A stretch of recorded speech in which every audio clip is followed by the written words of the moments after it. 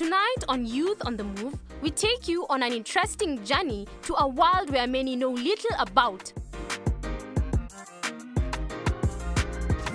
And later, an interesting youth event at the National Museum.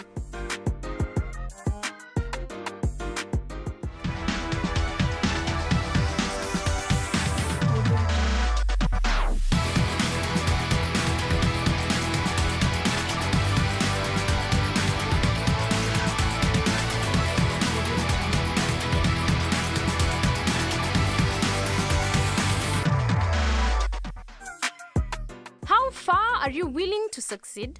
Young entrepreneurs are now going against the tide, focusing on a variety of businesses.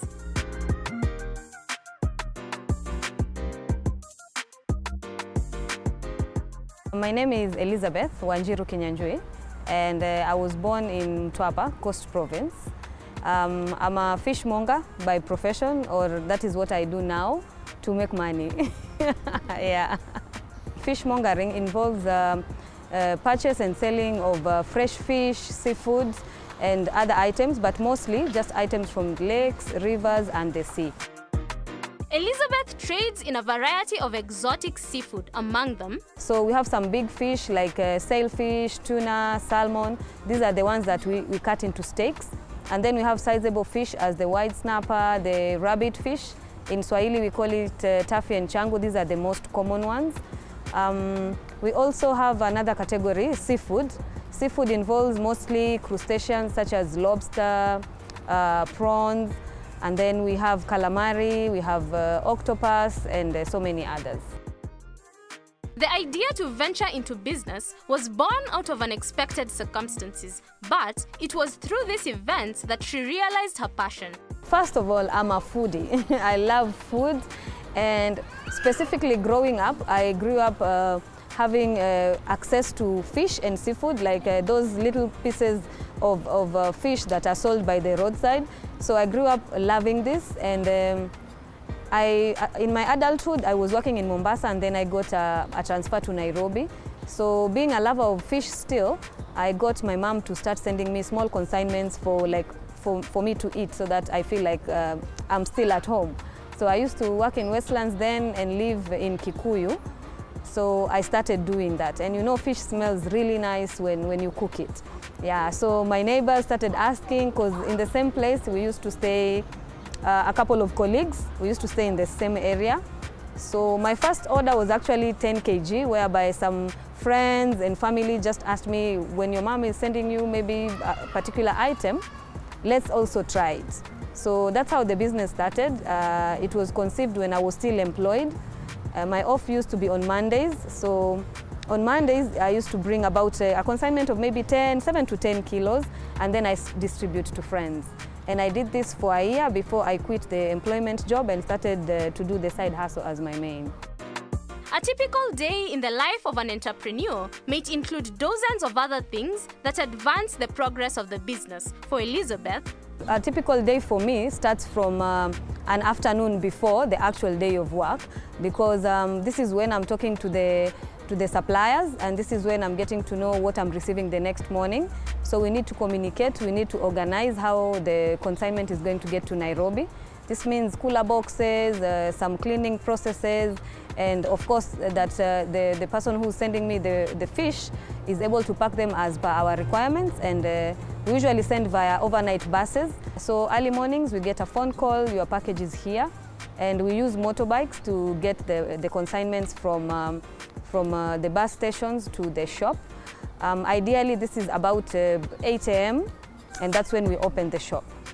So the first order of day when we receive any item is to get it to the shop, confirm that what we have ordered is actually what we have received, and we weigh everything as per like what we had bought from the supplier, and then we take photos of the items after we have weighed them. It's important for the client to know what kind of items we have received and the number of pieces that would go in a kilo.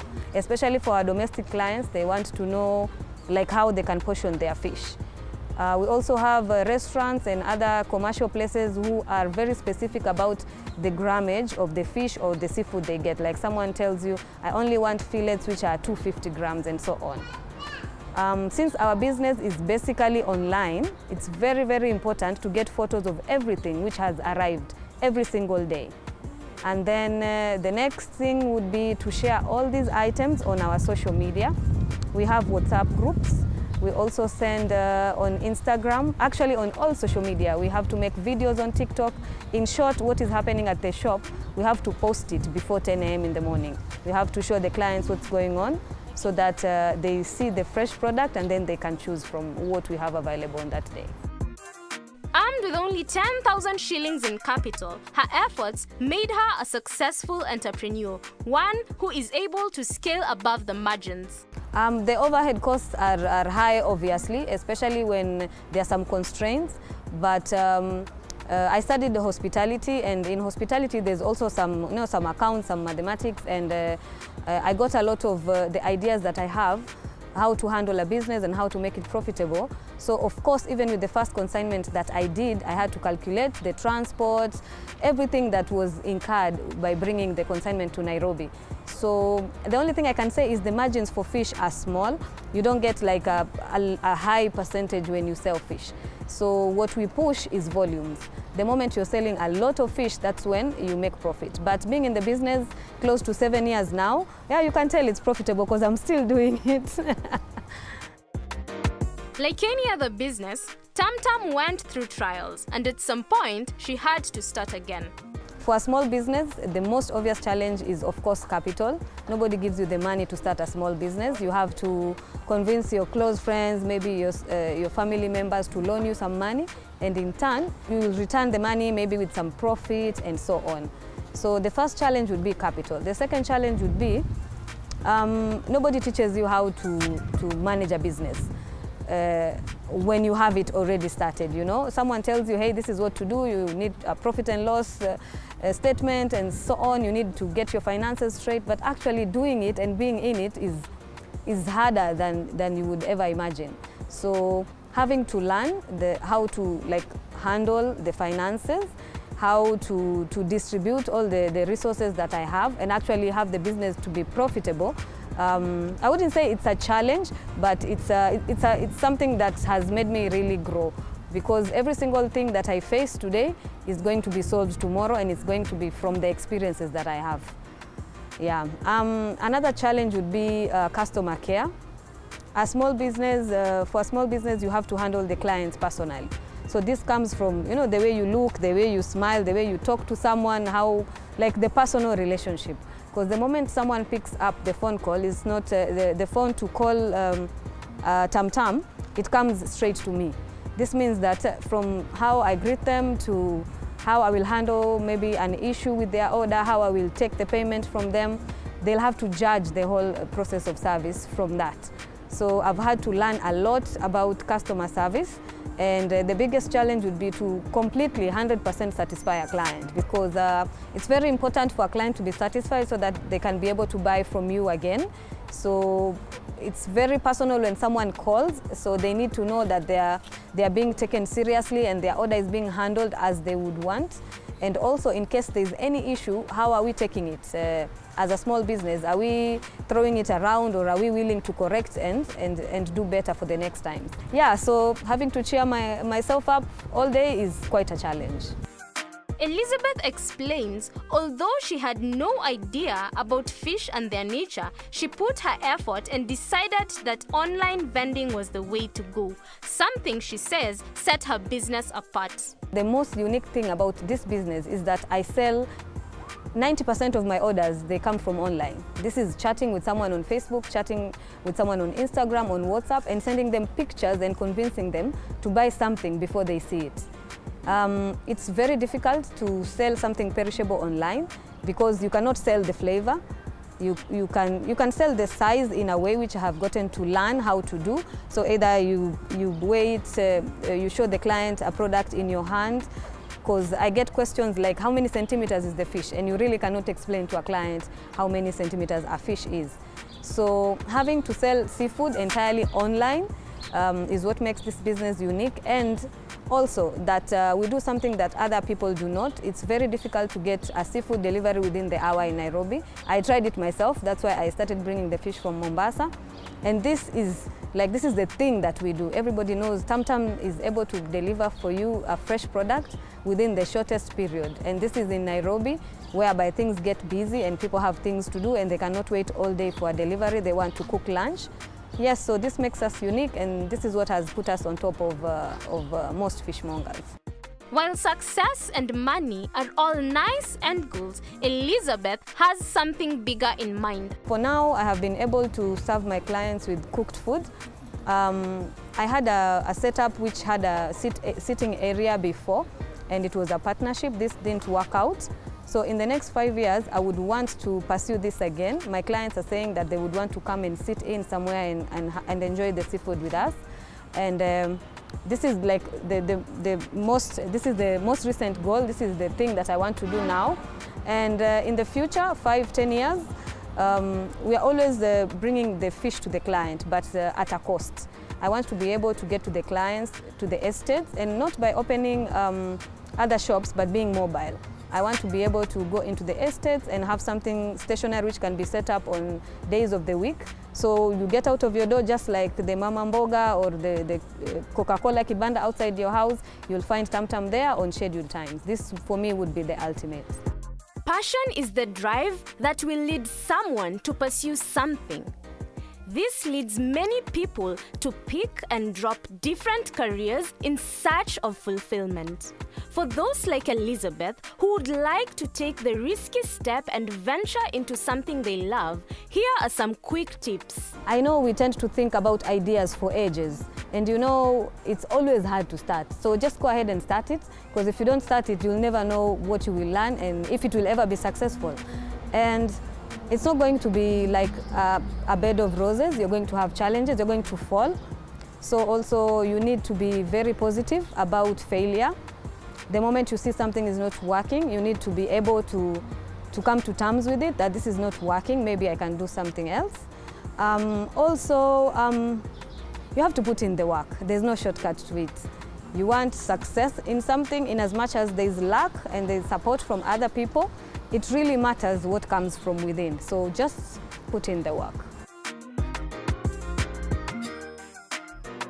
Sharing ownership of a business with another person can have significant benefits, including a larger pool of human and financial capital. But shared ownership also has the risks of tying your financial interest to another person.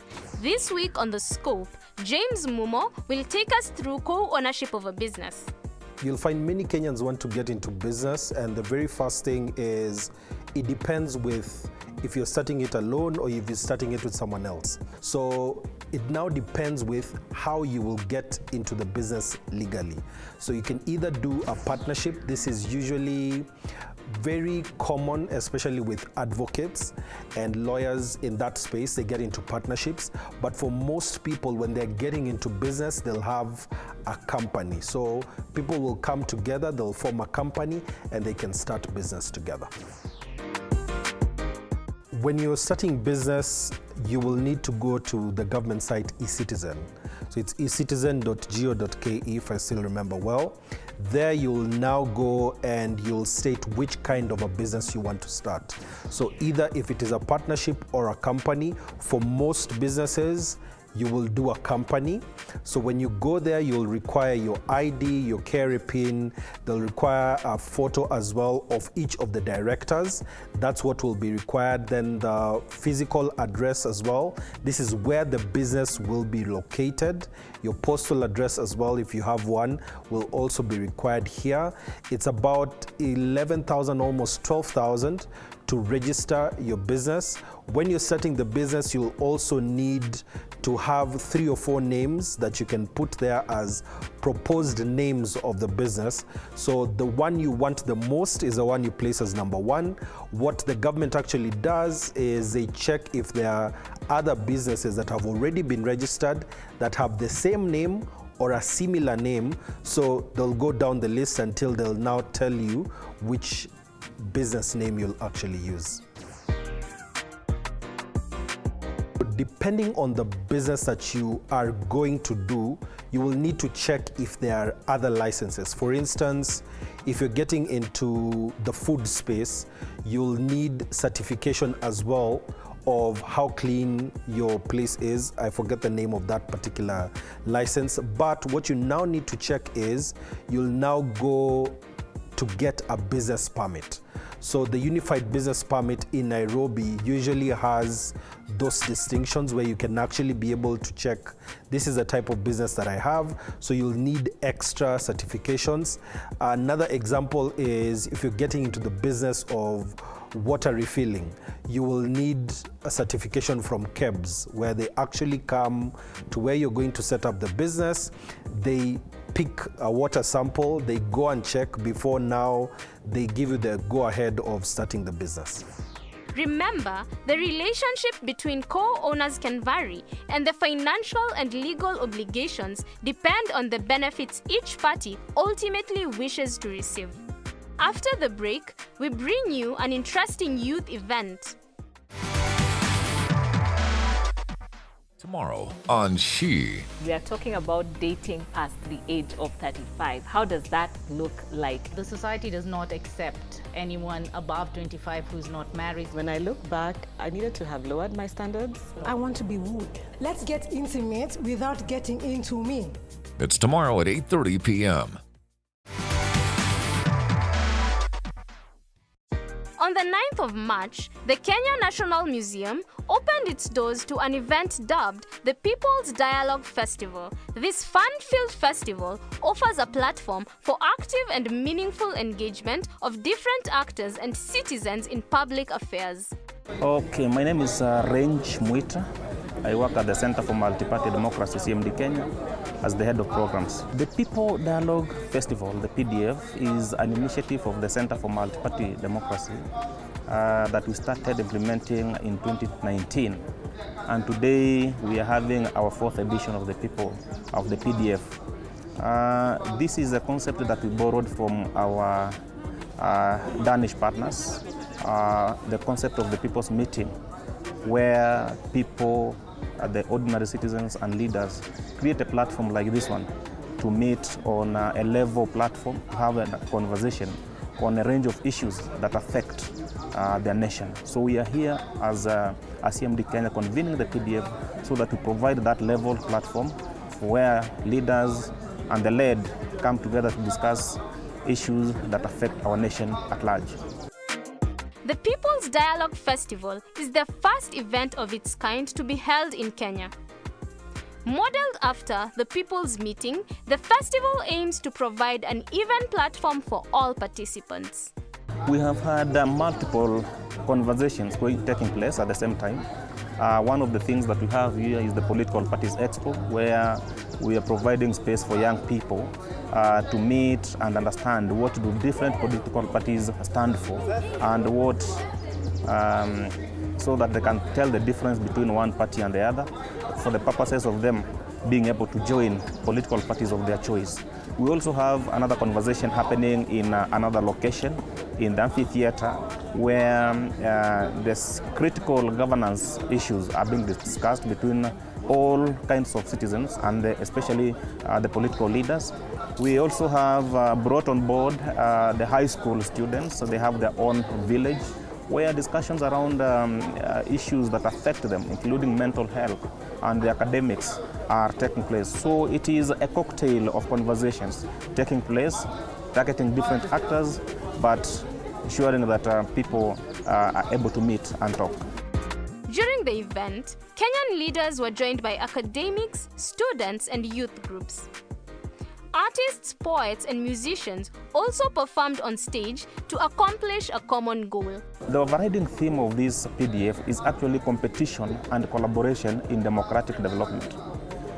The goal is that as much as we are different people, belonging to different political parties, we should be able to compete in a healthy manner and be able to come together to talk, to collaborate, especially after elections, to ensure that we don't plunge our country into chaos as we have witnessed before. So the fact that we can provide an opportunity for reasoned arguments, you can see here we have leaders from different political parties sitting on the same table to have a conversation, to agree to disagree, and agree on modalities of solving our own problems as a nation. So we are encouraging that spirit of dialogue amongst Kenyans. According to Range, the need for public consensus behind Kenyan reforms is essential if we are to stand the test of time. And the People's Dialogue Festival will act as the opportunity to forge this much-needed public support years to come. We are looking at a possibility where most Kenyans will be aware of the event. We understand it is still young. This is the fourth year that we are having it. Still, many Kenyans are not aware of the PDF. We will continue communicating and growing the event as big, as wide as we can. And also, if possible, we can have regional dialogue forums of similar nature so that we can cater for regions that cannot be able to come to the museum in Nairobi to have this conversation. So we are targeting to grow it in terms of scale and understanding among Kenyans. One of the many dialogues taking place was the Political Party Expo, organized by the Youth Agenda. My name is Victor Nyongesa. I'm the Chief Executive Officer for Youth Agenda. And Youth Agenda is a national serving organization that has been in existence for over 25 years now. It was started by young people in the 1996 who felt at that time the government had excluded young people in leadership and governance. And these young people came together, established Youth Agenda. And if you look at our work for the first 15 years, it focused more on equipping young people with the knowledge and skills to engage in leadership and governance. But with the time, we came to realize that we cannot keep on asking young people to engage in politics alone on an empty stomach. If they don't have money in their pocket, then definitely they'll not think about politics. So we had to start another pillar on economic empowerment of young people, which is very crucial. If today you ask young people out there, what's the most challenging issue you're facing in this country, most of them will talk about the issue of unemployment. Because most of them have the papers, they have the degrees, but they are struggling with access to jobs. And for us as an organization, we believe that if we manage to address the issue of unemployment, then we'll have addressed so many issues that young people are facing in this country. According to Victor, the youth face a lot of challenges that influence their participation in accomplishing their democratic rights. One is the issue of low participation in politics, which is related to unemployment. Another issue is the issue of mental health, which is also in line with is also informed by unemployment. We also have the issue of young people engaging in crime because they want to put food on the table. So it means if we address unemployment in this country, then we have addressed so many issues that young people are facing. The Political Party Expo, dubbed Know a Party, Join a Party, targeted youth from all parts of the country who are interested in finding out about various parties. The expo used dialogue, and where dialogue failed, music and poetry was used. We felt like young people in this country, most of them are not well informed about political parties. And currently, if you ask a young person out there, they'll talk about the coalitions that we know, the main major coalitions. But if you ask them about the individual political parties, they do not have that concrete information about those parties. So the Political Parties Expo is an initiative by Youth Agenda that seeks to bring young people and the political parties together to have a one-on-one conversation. I'm happy to say that if you look at the diversity in terms of the gender, in terms of the various categories of young people. For Victor, young people are the future, and it's only through dialogue that they can be informed. The main goal for this event is we would like to see young people make an informed choice, especially those who are candidates after the 3 days. We want them to be able to make a decision in terms of which party to join, which party shares the same ideology with them, and also just generally for the young people out there who are interested in knowing how parties operate and how they can influence the decision making. And then, of course, at the end of the 3 days, they'll be able to make that decision. Every single person can make a positive impact in the world. It all depends on you as an individual. What type of impact are you ready to make? As for the Youth Agenda, we've received requests from young people that if it was possible for us to run such an event in other counties, because it's a platform for them to know more about parties. And now that elections is around the corner, and now in April we are going to have the party primaries, it would have been good for us to do the same event in other counties. But you know, as organization, we also work, it also depends with the availability of resources. If we have enough resources, then we'll think of going to the remaining other counties. Others feel some of these political parties are owned by a few individuals, and they are the decision makers of these political parties. So as young people, as much as they want to join political parties, they feel they will not have a voice in those political parties, because it's these top guys and the owners of these political parties who decide on who is going to be their candidate in a certain region or in a certain constituency. But still, there's something positive that I also picked up from the various political parties. Most of them have established what we call youth leagues. And this is a body within the political parties that now represent the voice of young people.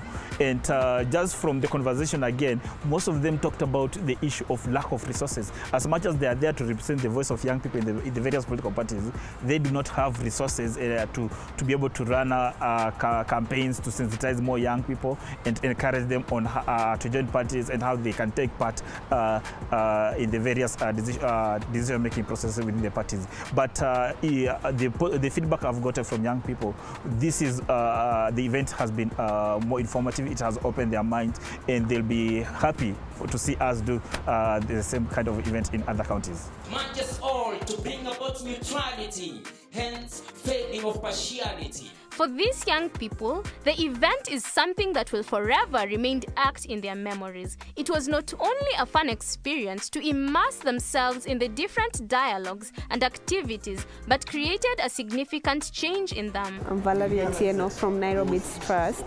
I'm a student at Nairobi Trust, learning ICT. And now we came here at the People Dialogue Festival, which is the PDF, to come to get the chance to talk to our leaders face to face and learn how the economy works and how it runs and how some decisions get to be taken by our leaders. We get the chance to talk to our leaders, to get the chance to do whatever, each and every fun activities that we could. And this makes PDF just fun. Next year, I think, God willing, I'll make it here to come and have another. My name is Maurice Nyanja, a student at Nairobi, currently at AMP level. What I've learned here is like the SDGs, which are like the building blocks of us to complete the Vision 2030.